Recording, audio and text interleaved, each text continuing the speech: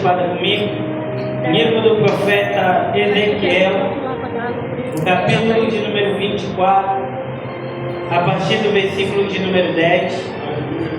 Livro do profeta Ezequiel, o capítulo de número 24 e o versículo de número 15, perdão, amém? Ezequiel, capítulo 24, versículo de número 15. O Senhor tem uma mensagem para os nossos corações nessa noite, amém? Quem for achando, me confirme com amém, vai dando glória, aleluia, porque nós estamos na presença do Rei dos Reis e Senhor dos Senhores. Ezequiel, capítulo 24, o versículo de número 15, quem achou, me confirme com amém. Amém. Assim diz a palavra do Senhor: a morte da esposa do profeta Ezequiel. Versículo de número 15. Então veio a palavra do Senhor até mim, dizendo: Filho do homem, eis que eu tomo de ti o desejo dos teus olhos com um único golpe. Ainda assim não lamentarás, nem chorarás, nem escorrerão as tuas lágrimas. Deixa de chorar, não faça luto pelos mortos. Prende o turbante da tua cabeça sobre ti e calça as sandálias dos teus pés, e não cubra os teus lábios, e não coma os pães daqueles que estão em momento de lamentação. Assim eu falei ao povo pela manhã, e à tarde morreu a minha mulher. E eu fiz pela manhã como o Senhor me havia ordenado. Amém? Feche os teus olhos comigo e diga a Deus, diga mais forte, diga a Deus, nesta noite, me ajuda a profetizar no meio do vale. Aplauda o nome do Senhor Jesus, poder assentar, glorificando o nome do Cordeiro de Deus. Aleluia, louvado seja o nome do Cordeiro de Deus, amém? Queridos e amados irmãos, Ezequiel é conhecido como o profeta babilônico. É bem verdade que todas as vezes que o Senhor nosso Deus, Ele vai levantar um profeta, Deus primeiramente, Ele vai marcar a história desse profeta. Por exemplo, o profeta Elias, ele é conhecido como o profeta do fogo, porque ele desafiou os profetas de Baal e de Azera, lá no Monte Carmelo, e o nome do Senhor foi glorificado. Na passagem do Jordão, Eliseu, seu sucessor, pediu porção dobrada, e ele falou: se tu me vires subir, tu receberás porção dobrada da parte de Deus. No momento em que Esdras estava profetizando acerca dos muros de Jerusalém, se levanta então o profeta Ageu. Ageu é conhecido como o profeta da glória da segunda casa, ou também a glória da última casa, falando acerca do segundo templo do Senhor nosso Deus. O profeta Abacuque, ele é conhecido como o profeta do avivamento. É ele que no meio da dor, da apostasia de Israel, de Judá e de Jerusalém, ele vai dizer: Senhor, eu ouvi a tua palavra, aviva a tua obra, porque a fé vem pelo ouvir, e ouvir o quê? A palavra de Deus. Louvado seja o nome do Cordeiro de Deus nesta noite. Ezequiel, ele é contemporâneo de dois profetas, o profeta Jeremias e também o profeta Daniel. Jeremias profetizava lá em Judá, lá em Jerusalém. O profeta Daniel profetizava dentro do palácio, e o profeta Ezequiel, ele vai ser chamado para profetizar no meio dos cativos que estão sendo levados para a Babilônia. O rei Nabucodonosor, ele vai ser apenas a ponte, o intermediário, porque é aquele povo que Deus tira lá do Egito e vai mandar eles irem até a terra que mana leite e mel. Ao chegar e dividir as tribos, eles começam agora a adorar deuses estranhos, começam a adorar Baal, Moloque, Marduk, deuses de barro e deuses de madeira. E o Senhor nosso Deus, no meio da dor, do luto, ele sempre vai levantar um profeta para profetizar. Assim como Jeremias estava profetizando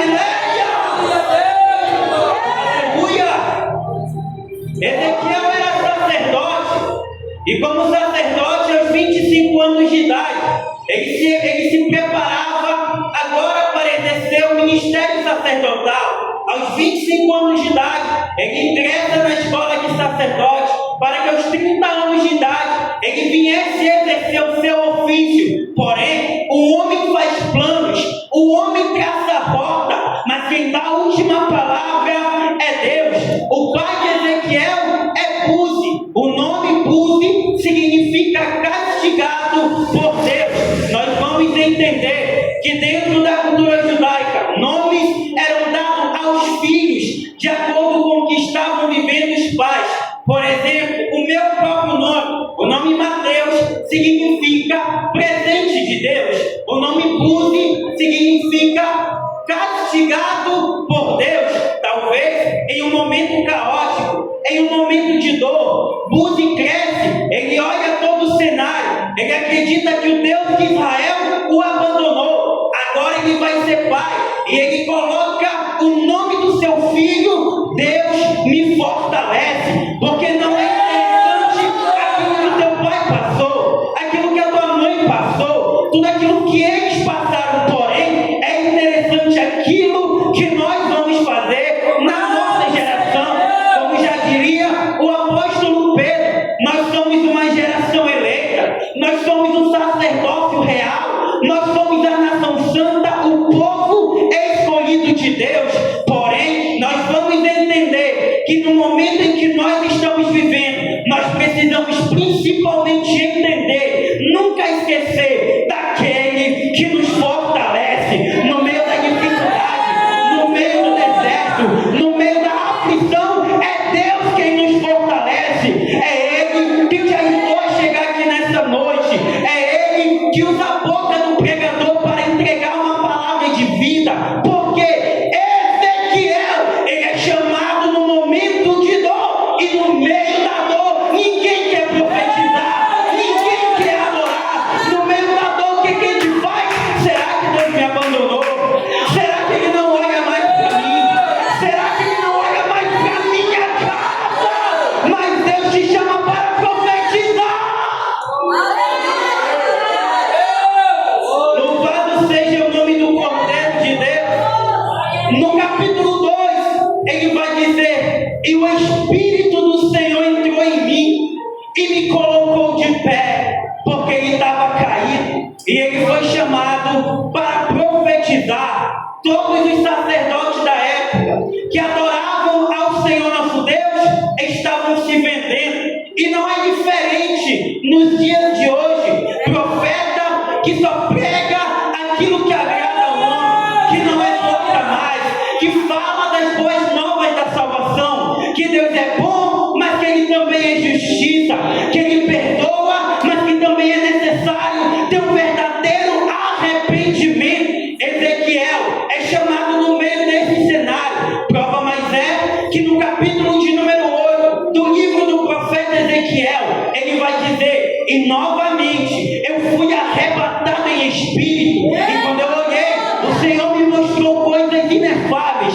E o que Ele mostrou, Ezequiel? Ele me disse: profeta, olha para a banda da direita, coisas tenebrosas, horríveis, tu verás fazer a nação de Israel. E quando Ezequiel está olhando, ele vê mulheres adorando ao Deus Tamuz, ao Deus do sol. E é interessante que Ezequiel vai olhar para Deus e se perguntar o que está acontecendo. Porém, é Deus mostrando para Ezequiel a apostasia do seu próprio povo. Ele vai olhar para Ezequiel e dizer: Ezequiel, coisas ainda piores eu te mostrarei. Olha para a banda do norte, olha para a banda da direita, olha para a banda do sul, olha para a parede. Eu estou olhando, Senhor, agora cava sobre essa parede. E quando Ezequiel começa a cavar, ele vê 70 sacerdotes. Eles usavam vestimenta branca, na mão direita tinha o incensário, todos eles estavam de joelhos dobrados, e eles diziam: santo, santo, santo. Porém, Ezequiel vai observar que a cortina de fumaça que sobe não é prestada para o Deus de Israel,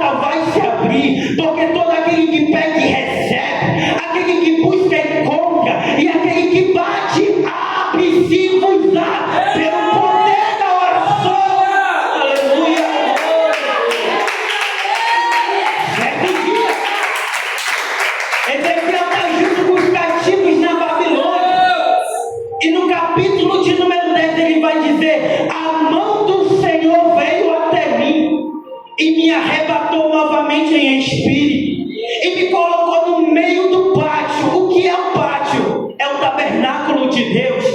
É onde Israel se reunia para adorar. É onde Israel se reunia para sacrificar ao Senhor nosso Deus.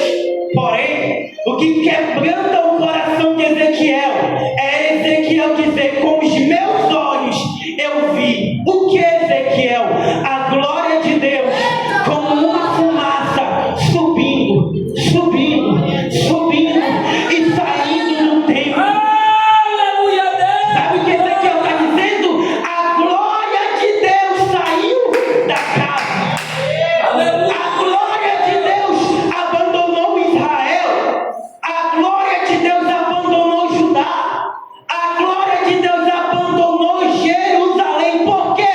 Porque Deus não fica aonde Ele não é adorado. Jesus não fica aonde não tem culto prestado para Ele. Jesus não fica aonde Ele não é aceito. Prova mais é que no Evangelho de Mateus, capítulo 18, versículo 20, vai dizer que onde houver dois ou mais, Ele vai ficar no meio para receber a honra, para receber a glória, para receber toda a adoração, diz o Senhor.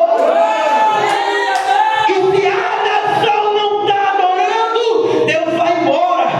Prova mais é, tem muita igreja que está lotada, mas o coração está vazio. Deus não opera mais. Mas eu creio na palavra que foi pregado aqui nesse altar, direcionado pela boca de muitos profetas, que pessoas vão entrar pela porta dessa igreja e serão curadas, chegarão caídas e vão sair de pé, chegarão onde querem um hospital e essa igreja será um hospital.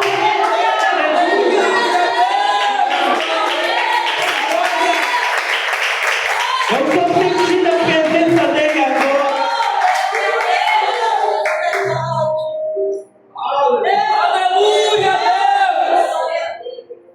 Eu costumo dizer que todos nós, absolutamente todos nós não passamos de covardes. Por que, pregador?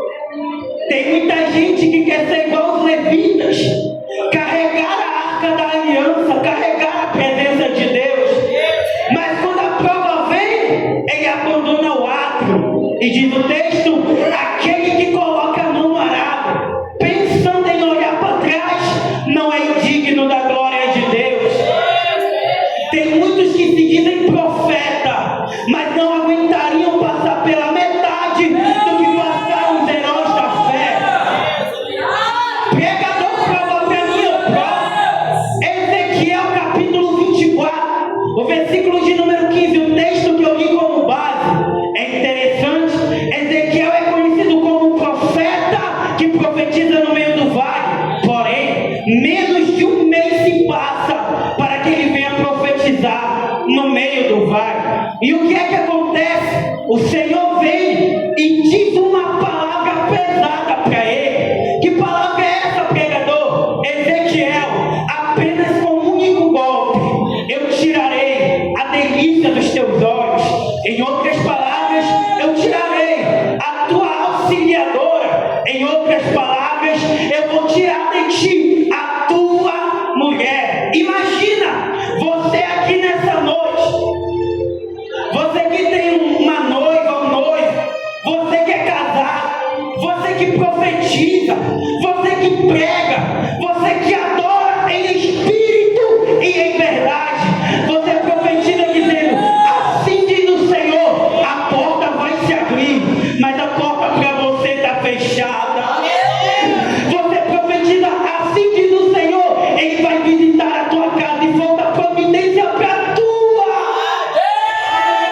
Você profetiza: Jesus vai lá, mas a palavra para você é: de ti eu tiro o profeta, em ti eu toco. E diz o texto, não vai dizer o dia, não vai dizer a hora, não vai dizer o nome da esposa do profeta, nem tampouco se ela não era uma boa esposa, nem tampouco se ela não adorava o Senhor, e nem tampouco o motivo. A palavra apenas é: Ezequiel,